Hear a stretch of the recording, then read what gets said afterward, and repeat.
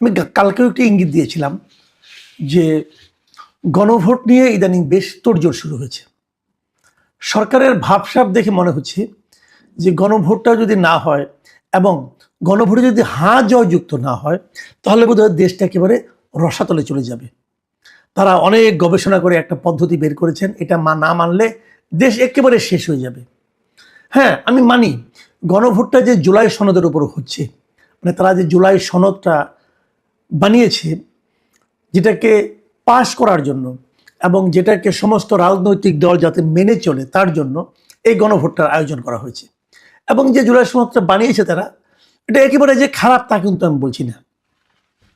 এর কিছু কিছু টার্ম, কিছু কিছু বিষয় আমারও খুব পছন্দ, কিন্তু তারা যেভাবে গণভোটের প্যাকেজটা বানিয়েছে সেই প্যাকেজটা নিয়ে আমার আপত্তি। কিছু পছন্দ, কিছু অপছন্দ, কিন্তু যদি আপনি হ্যাঁ বলেন তাহলে অপছন্দ যেগুলো সেগুলো আপনাকে নিতে হবে। আর যদি আপনি না বলেন, যেগুলো আপনাদের পছন্দ আছে সেগুলো বাতিল হয়ে যাবে। যাই হোক, আমি বলেছিলাম যে গণভোট নিয়ে আমি একটা ডিটেল আলোচনা করব, কিন্তু আমি দেখলাম যে ডিটেল আলোচনা করতে গেলে যে সময় লাগবে এই সময়টা আসলে একদিনে হবে না। তো আমি গণভোটের কিছু কিছু বিষয় নিয়ে কালকে আলাপ করব।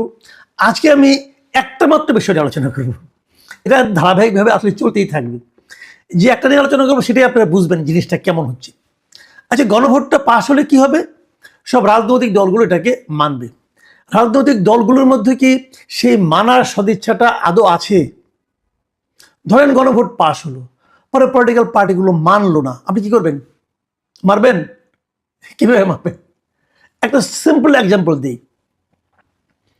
এই গণভোটে সবগুলো রাজনৈতিক দল, মানে মোটামুটি এখানে কিন্তু 30টা রাজনৈতিক দল এবং জোট এখানে তারা এই মিলে, এবং তার সঙ্গে সরকারের কিছু লোক ছিল, তারা মিলে এই জুলাই সনদটা তারা পাশ করেছে।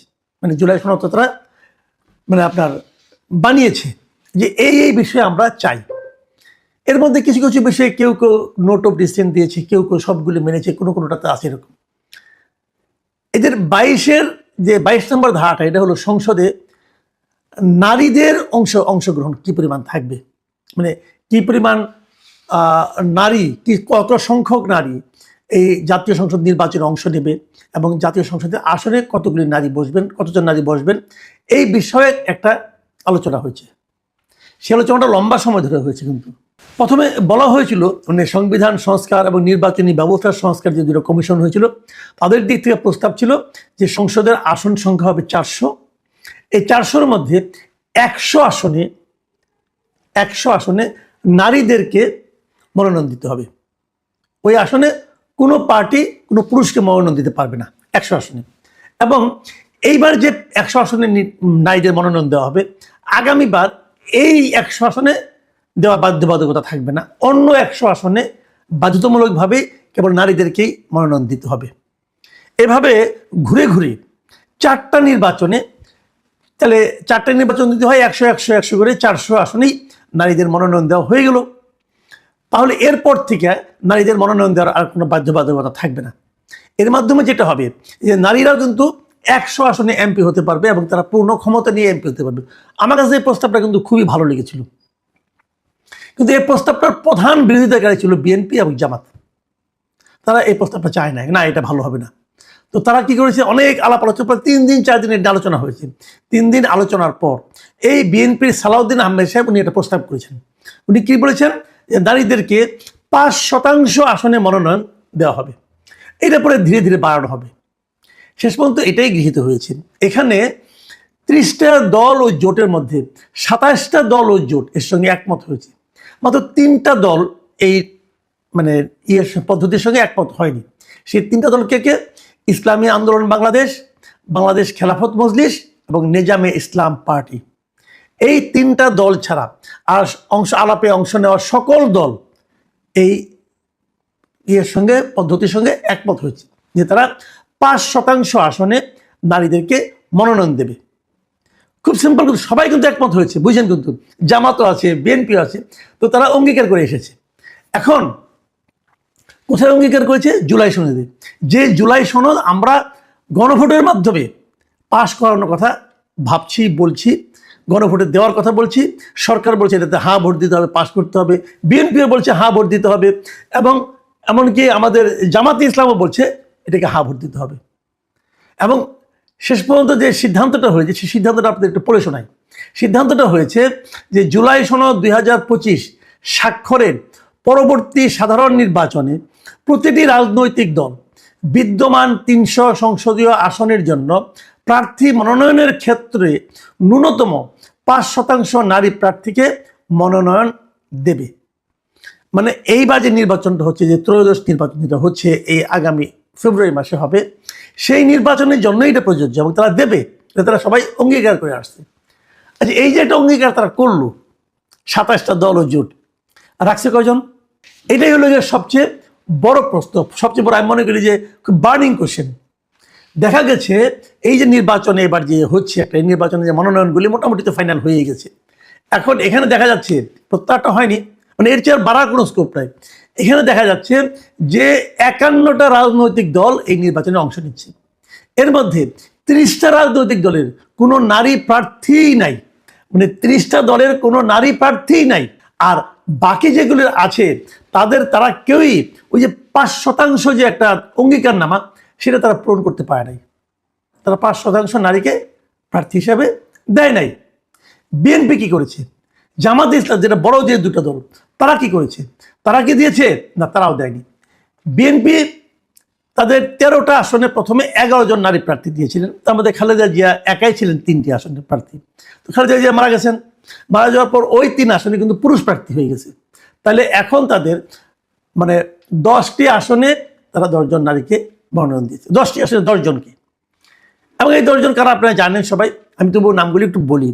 নাটোরে দিয়েছেন ফারজানা শারমিন পুতুলকে, যশোর 2-এ মোসাম্মদ সাবিরা সুলতানা, ঝালকাঠি 2-এ ইশরাত সুলতানা ইলেন ভুট্টু, শেরপুর 1-এ সানসিলা জেবরিন, মানিকগঞ্জ 3-এ আফরোজা খান রীতা, ঢাকা 14-তে সানজিদা ইসলাম তুলি, ফরিদপুর 2-এ শামা ওবায়েদ, সিলেট 2-এ মোসাম্মদ তাহসিনা রুশদির, ফরিদপুর 3-এ নায়াব ইউসুফ কামাল এবং মাদারীপুর 1-এ নাদিরা মিঠু।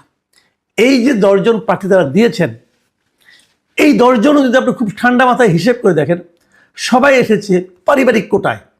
কারো বাবা এমপি ছিল, বাপের মেয়ে, কেউ স্বামী স্ত্রী, কেউ মানে ভাইয়ের বোন, এরকম আর কি, মানে সবই পারিবারিক কোটায়। একমাত্র সানজিদা ইসলাম তুলি, উনি বিএনপিতে অতটা পুরনো ছিলেন না, ওনার ভাই আবার গুম হয়ে গেছিলেন, সেই জন্য হয়তো ওনাকে দেওয়া হয়েছে। বাদবাকি সবাই কোনো না কোনোভাবে কোটায় এসেছেন। এই হলো বিএনপির নারী বিষয়ক মনোনয়ন। শতকরা হিসেবে দেখা, বিএনপি তো সবগুলি দেয় নাই, তাদের কিছু তার শরিকদেরকে কিছু আসন দিয়েছে। তো ধরা যাক 272টা আসন তারা দিয়েছে বলে যতদূর বুঝতে পারি। এই 72-এর মধ্যে 10 জন হিসাব করলে শতাংশের হারে যে দাঁড়ায় 3.6%, মানে 4% হয় না। অথচ তারা 5% দেবেন বলে কিন্তু জুলাই সনদে অঙ্গীকার করে এসেছেন।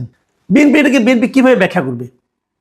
মানে জুলাই সনদের প্রতি তাদের অঙ্গীকারটা, যেটা তারা নিজেরা অঙ্গীকার করেছে, সেটাই তারা পালন করছে না। তো যদি জুলাই সনদ পাস হয় তখন কি হবে? আচ্ছা ঠিক আছে, আওয়ামী লীগ আলাপ বাদ দেন, আমরা একটু জামাতে ইসলামের কথা বলি। জামাতে ইসলাম তো মানে তারা কিন্তু জুলাই সনদ নিয়ে সবচেয়ে সোচ্চার। যেগুলো রাজনৈতিক দল আছে তার মধ্যে সবচেয়ে সোচ্চার হলো জামাতে ইসলাম। জুলাই সনদ পাস করতেই হবে, এভাবেই পাস করতে হবে, অবিকৃতভাবে পাস।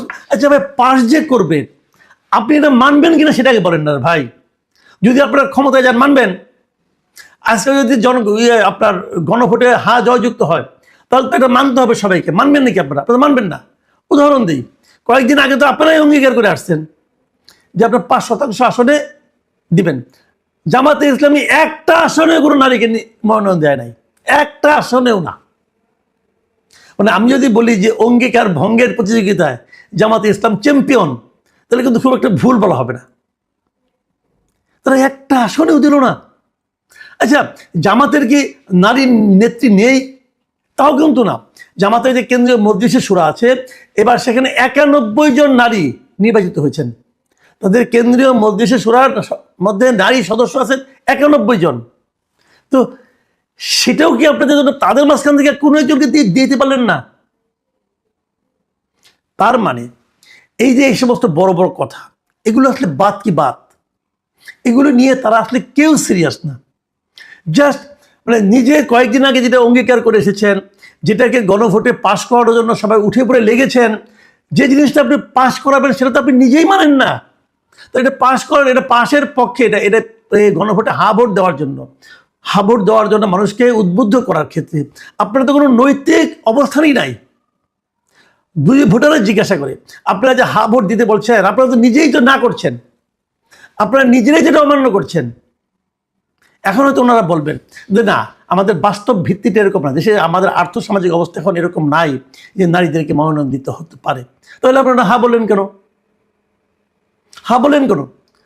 এখন এই দল, এরা এই দলগুলি তো ক্ষমতা আসবে। আপনি যখন ক্ষমতার কথা ভাববেন, এই জামাত অথবা বিএনপির বাইরে তার দল নেই ক্ষমতার জন্য, তারা এসে কি করবে? যখন তারা ক্ষমতায় নেই, যখন এই নারী ইস্যুটা নির্বাচনের মধ্যে একটা ইস্যু হতে পারে, মানুষ প্রশ্ন করতে পারে যে আপনি তো বলেছিলেন দিবেন 5%, আপনি তো দিলেন না। যখন এই প্রশ্নের কোনো ভালো জবাব তাদের কাছে নেই, তখনই তারা এই ধরনের অঙ্গীকার ভঙ্গে বিন্দুমাত্র দ্বিধা করে না। আর যখন তারা ক্ষমতায় চলে যাবে, তখন তো তাদের কোনো 5 বছরের জন্য জবাব দিতে নাই রে ভাই। তখন তারা এই সমস্ত আরও যে সমস্ত জুলাই সনদ আছে তার কয়টা মানবে? তো যে জিনিস মানবেন না আপনারা, যে জিনিস মানছেন না আপনারা, সেই জিনিসটাকে পাশ করানোর জন্য, হা ভোট দেওয়ার জন্য এত কোটি কোটি টাকা খরচ কেন করছেন? মানুষকে কেন এত পেইন দিচ্ছেন?